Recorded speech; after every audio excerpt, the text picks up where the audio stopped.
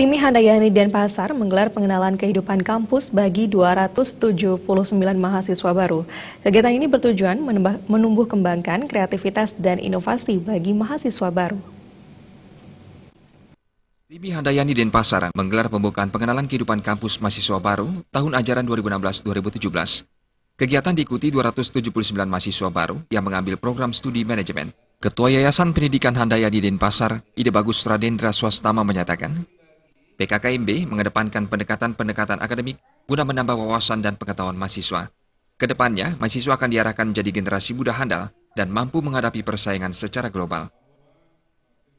PKKMB, pengenalan kehidupan kampus mahasiswa baru tahun 2016, Timi Handayani Denpasar.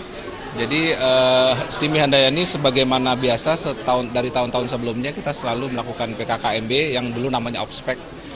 Yang jelas paradigma baru yang kita angkat atau kita kedepankan adalah pendekatan yang humanis dan pendekatan yang lebih bersifat akademik. Jadi segala bentuk perpeloncoan kita tiadakan dan kita ingin lebih mengarahkan adik-adik kita, mahasiswa baru agar mereka dari awal sudah berorientasi akademik, mereka menjadi orang yang visioner, mereka menjadi orang yang siap berkompetisi di dunia global karena bagaimanapun juga pada akhirnya mereka bermuara pada ada menjadi seorang sarjana atau menjadi seorang ahli yang kemudian membawa nama bangsa ini atau minimal nama Bali. Nah, jadi Timi Handayani selalu berkomitmen. Jadi kita fokus pada ilmu manajemen sehingga kita ingin meningkatkan kualitas kita dengan menyampaikan segala sesuatunya itu secara proporsional dan juga berdasar akademik. Seperti semboyan kita Satyam Widyam Jayate bahwa kebenaran yang berlandaskan ilmu pengetahuan lah yang akan menang. Ketua Timi Handayani Denpasar, Ide Bagus Gede Udiana menyatakan, kegiatan PKKMB berupaya memahami dan memperluas wawasan mahasiswa baru dalam rangka meningkatkan penalaran dan kreativitas mahasiswa. Mahasiswa baru diharapkan lebih dini mengetahui terkait penyelenggaraan pendidikan di Timi Handayani sehingga dapat menyesuaikan diri dengan baik.